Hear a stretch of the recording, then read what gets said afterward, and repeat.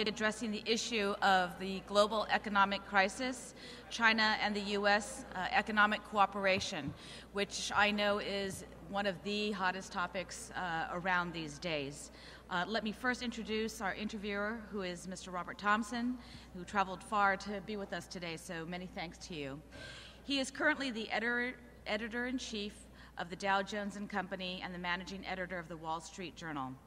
As a senior news executive at Dow Jones, Mr. Thomson directs the news operation of the Journal, WSJ.com, MarketWatch.com, and Dow Jones Newswires.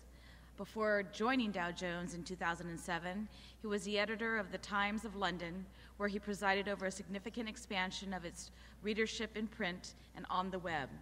Thomas has been a correspondent in Tokyo from 1989 to 1994 and in Beijing from 1985 through 1989. He is also the author of The Judges, a book I'm going to go by after today, and the co-author of The Chinese Army. So I'd like to welcome Mr. Thomson to the lectern.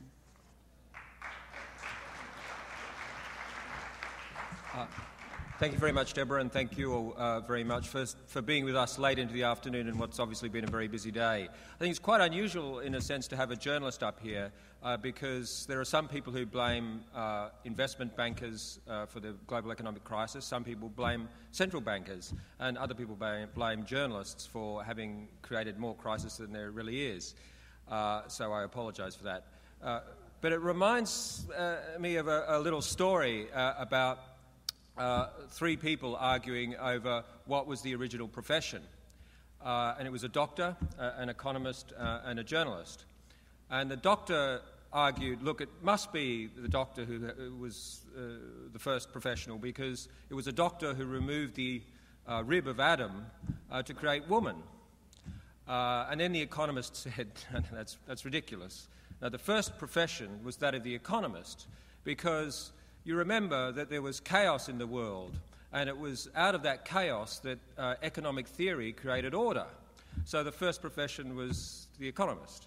And the journalist looked at them both quite dismissively and said, where do you think the chaos came from? So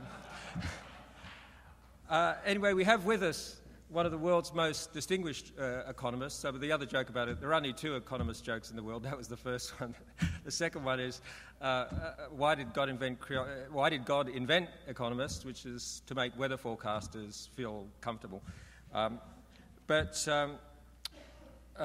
Justin Yifu Lin has had a distinguished career both in China and globally. He is the chief economist at the World Bank and the first economist from the developing world to hold such a prestigious position.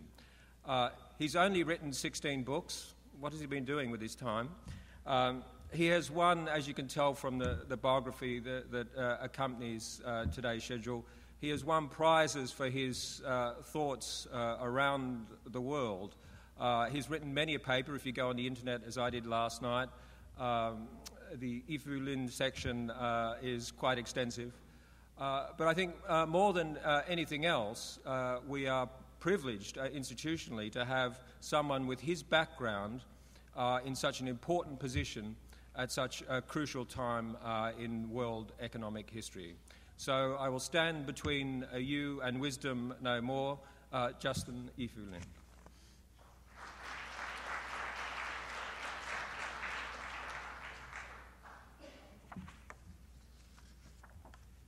Thank you very much for the kind introduction, and I thank you for inviting me to this important conference.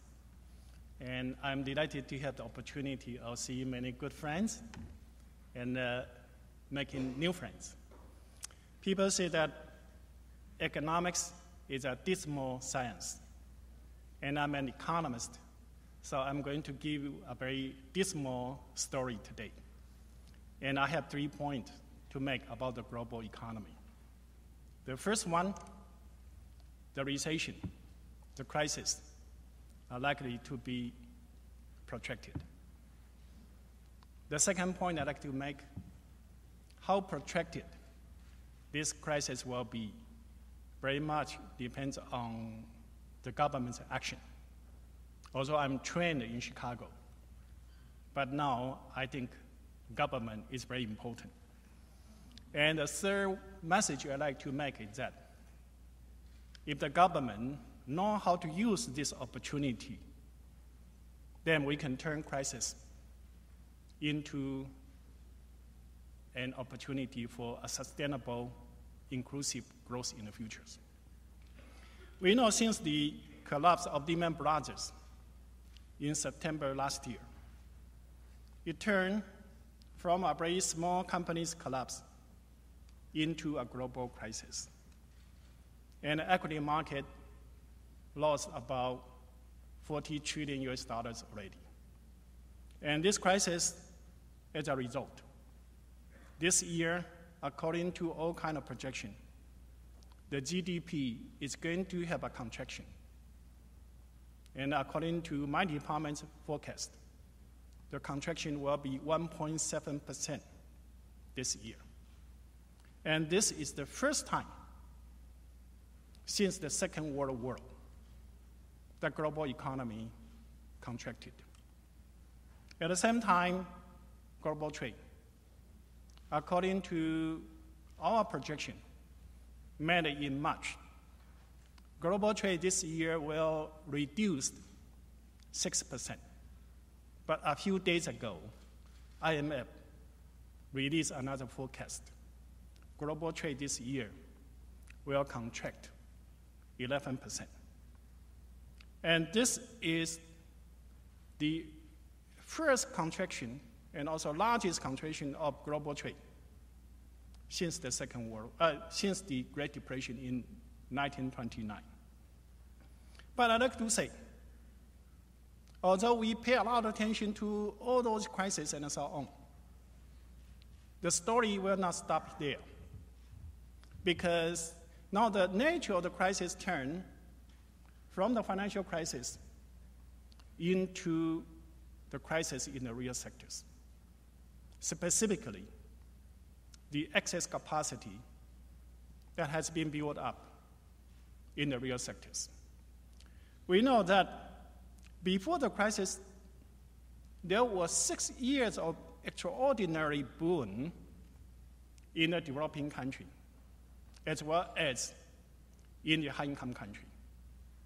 And the boom certainly accompanied by the bubble in the equity market, as well as in the housing market.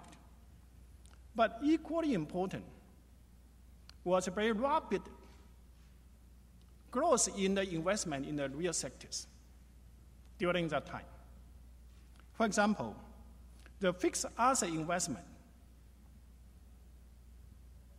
in the developing country in the 1980s, the annual growth rate was 1.6% per year. And in the 1990s, it was 2.9% per year. And in 2000 and 2007, the growth rate increased to 11.9% per year.